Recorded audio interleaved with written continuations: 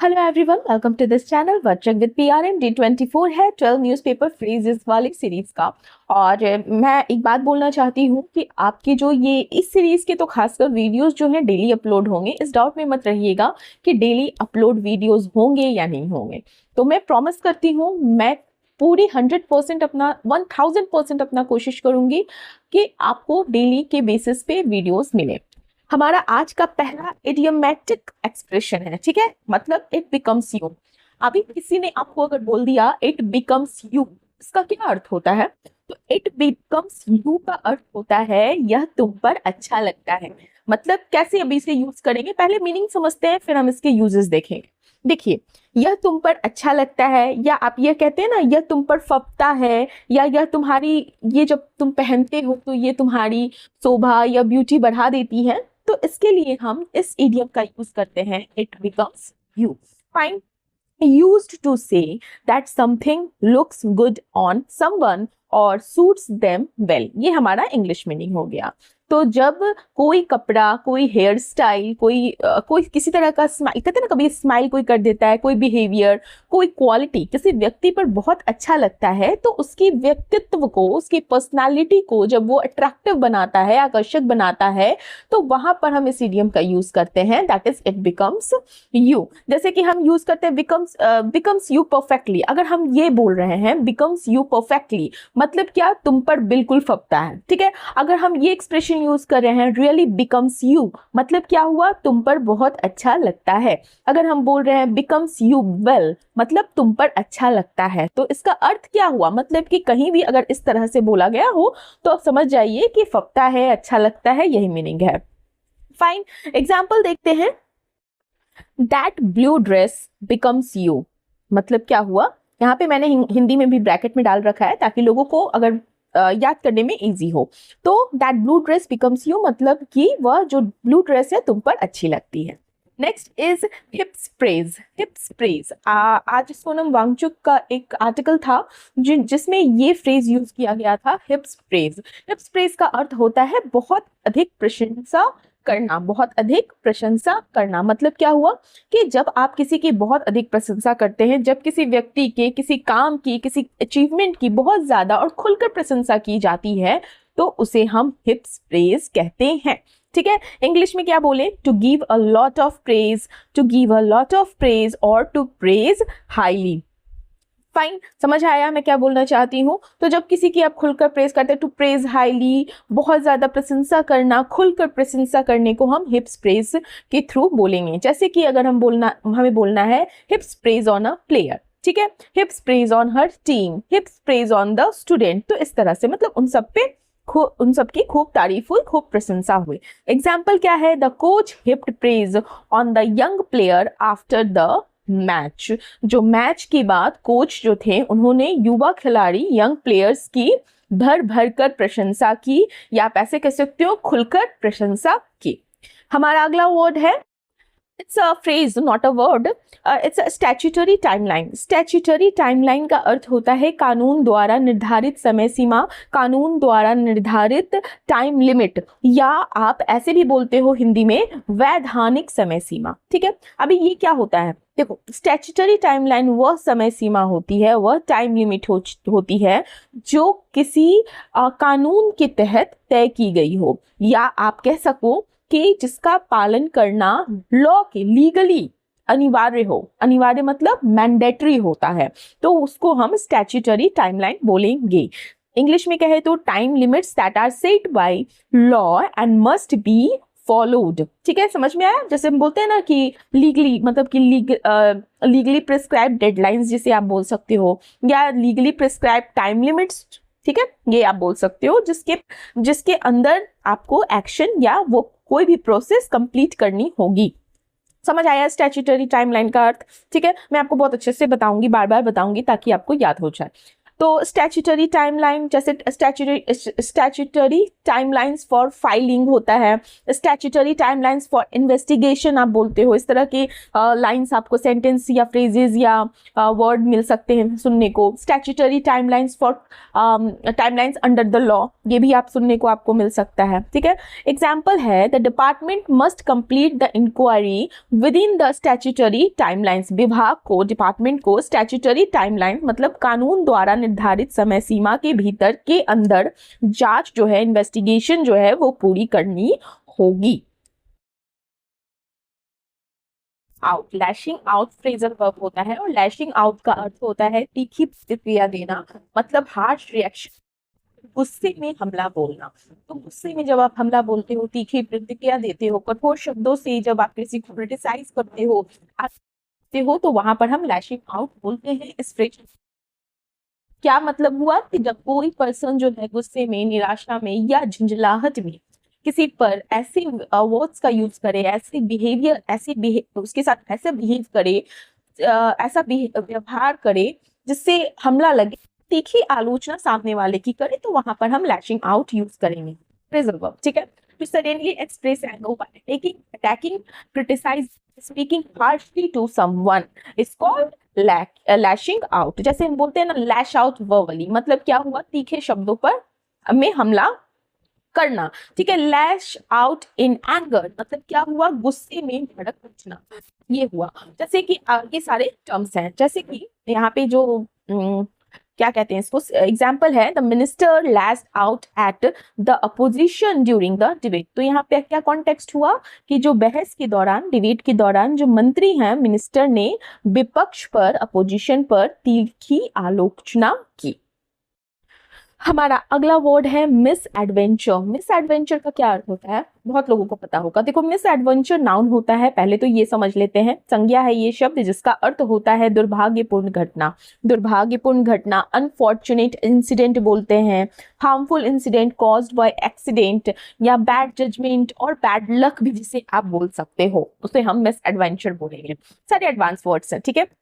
A bad or unlucky event that happens by accident, गलती से mistake हो जाता है, या ऐसा इंसिडेंट हो जाता है जो बहुत अनफॉर्चुनेट हो, तो वहां पर हम क्या बोलेंगे, मिस एडवेंचर। जैसे कहते हैं ना अ ट्रैजिक मिस एडवेंचर मतलब दुखद दुर्भाग्यपूर्ण घटना, अनफॉर्चुनेट मिस एडवेंचर मतलब क्या हुआ, दुर्भाग्यपूर्ण घटना, ठीक है। कभी कभी ऐसे बोलते हैं ना डाई बाय मिस एडवेंचर मतलब कि दुर्घटनावश मृत्यु होना। तो इस तरह से आपको टर्म्स देखने को, एक्सप्रेशन देखने को मिलेंगे। एग्जाम्पल है यहाँ पर the expedition ended in a tragic misadventure, मतलब क्या हुआ कि जो अभियान है, एक्सपेडिशन का अंत जो हुआ एक ट्रैजिक मिसएडवेंचर मतलब दुखद दुर्घटना में हुआ, अच्छे से नहीं हुआ, दुखद दुर्भाग्यपूर्ण घटना मतलब कि दुखद दुर्घटना में हुआ। Next is it's a dialled in. Dialled in क्या है, डायल्ड इन भी फ्रेजल है, फ्रेजल वर्ब है, ठीक है। डायल्ड इन का अर्थ होता है क्या, डायल्ड इन का अर्थ होता है, ये इनफॉर्मल एक्सप्रेशन भी आप इसको एज अ यूज करते हैं। तो डायल्ड इन का अर्थ होता है पूरी तरह ध्यान केंद्रित करना या होना, मतलब पूरी तरह तैयार होना या पूरी तरह जाना किसी चीज से। तो जब कोई पर्सन किसी काम पर पूरी तरह ध्यान लगा देता है, या आप कह सकते हो पूरी तैयारी के साथ काम करता है, या आप कह सकते हो पूरी तरह फोकस में होता है, तो हम वहां पे बोलते हैं डायल्ड इन।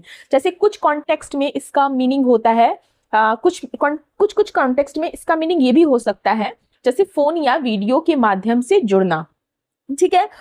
फुल्ली फोकस्ड, ठीक है, completely focused, well prepared and full engaged in a task. समझ आया, तो ये हो गया डायल्ड इन। अगर मीनिंग नहीं पता होगा ना, कंफ्यूज हो जाओगे क्या मतलब है।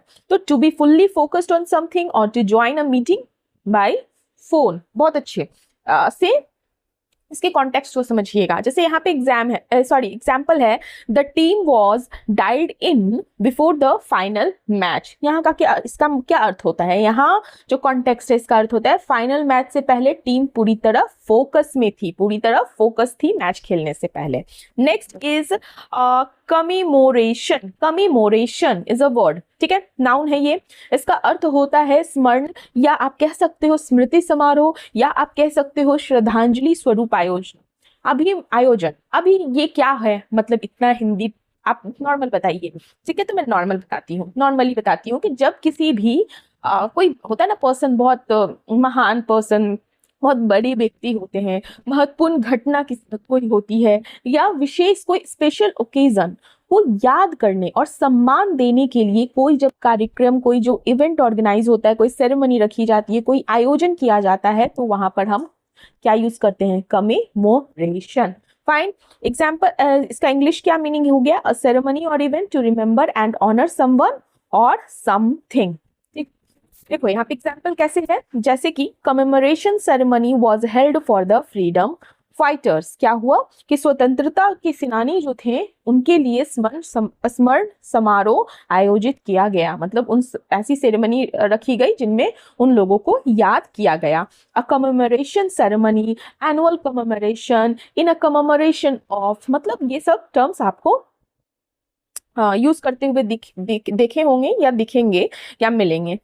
तो हमारा अगला वर्ड है, इट्स अर्गेंडाइजमेंट।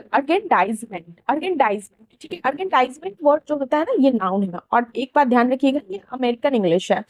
तो इसका अर्थ होता है महिमा मंडन। महिमा मंडन का मतलब क्या हो गया? जब कोई व्यक्ति बहुत ज्यादा शक्ति का या प्रतिष्ठा का बढ़ाना, किसी चीज का महिमा मंडन करना। तो जब कोई व्यक्ति, कोई ऑर्गेनाइजेशन, कोई देश अपनी शक्ति का, अपनी प्रतिष्ठा का, अपने प्रभाव का, इफेक्ट का, महत्व का, इंपॉर्टेंस बढ़ाने की कोशिश करता है, या कोई व्यक्ति अपनी ही बहुत ज्यादा अधिक प्रशंसा करता है, तो उसे हम कहते हैं क्या कहते हैं? एग्रेंडाइजमेंट, ठीक है। एग्रेंडाइजमेंट इसका है मेकिंग समवन और something seem more powerful, more important और ग्रेटर। फाइन। एग्जाम्पल क्या हो गया? जैसे कि the policy was design for political aggrandizement. अभी यहाँ पे जो कॉन्टेक्स्ट है ना, इसका अर्थ मैं बताती हूँ कि जो पॉलिसी है, जो यह नीति है, राजनीतिक शक्ति बढ़ाने के लिए बनाई गई थी। वॉज लगा है ना, तो इस पॉलिसी को इसलिए बनाया गया था ताकि राजनीतिक शक्ति बढ़े, मोर पावर मिले, ठीक है। हमारा अगला वर्ड है, it's obscurity। obscurity noun word है और इसका अर्थ होता है अस्पष्टता, या कह सकते हो गुमनामी या अज्ञात अवस्था, ठीक है। तो ये सारे इसके हिंदी मीनिंग हो गया, मतलब समझते हैं।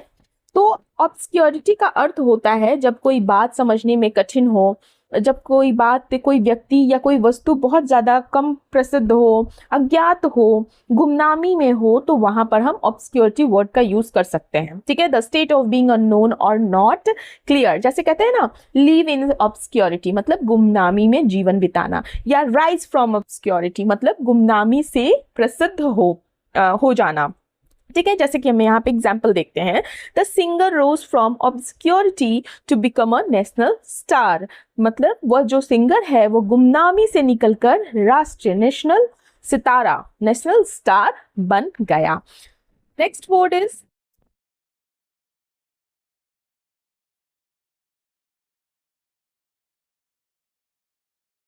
बायलॉज। दोनों मैं यहाँ पे बायलॉज मैंने लिख रखा है, डाल रखा है। तो देखो, बायलॉज नाउन प्लूरल है और इसका अर्थ होता है क्या? हिंदी में मीनिंग समझे तो उपविधियां या आंतरिक नियम, मतलब जैसे आप बोलते हो ना, internal rules, local rules, official regulations, या किसी जैसे ऑर्गेनाइजेशन है तो उसके अंदर के जो रूल होते हैं, रूल रेगुलेशन, तो इस तरह से हम बाय लॉ का यूज करते हैं। तो बाय लॉ में वे नियम होते हैं जो किसी जैसे ऑर्गेनाइजेशन में, किसी इंस्टीट्यूशन में, किसी सोसाइटी में, किसी कंपनी में, किसी लोकल निकाय में के द्वारा अपने कामकाज को सही ढंग से चलाने के लिए जो रेगुलेशन रूल्स बनते हैं, तो उसको हम बाय लॉ बोलेंगे। फाइन। इंग्लिश में कहे तो rules made by an organisation और लोकल अथॉरिटी। फाइन। जैसे हम बोलते हैं ना, फॉलो द बाय लॉज, मतलब क्या हुआ कि इंटरनल में जैसे उपविधियां का पालन करना, ठीक है। इस तरह से मतलब आंतरिक नियम समझो, तो उपविधियां, आंतरिक नियम दोनों। आप विधियां मैंने इसलिए नहीं, अगर ये शब्द आपको दिख गया तो आप इंग्लिश में समझ जाओ कि बाय लॉज है। इंग्लिश में इसका एग्जाम्पल जैसे है, all members must follow the bylaws of the society. सभी सदस्यों को सोसाइटी की जो आंतरिक नियम है वह उनका पालन करना चाहिए। Next is it's a reparation क्या होता है? रेपरेशन का स्पेलिंग याद रखिएगा, मिस स्पेल्ड वर्ड में पूछा जाता है।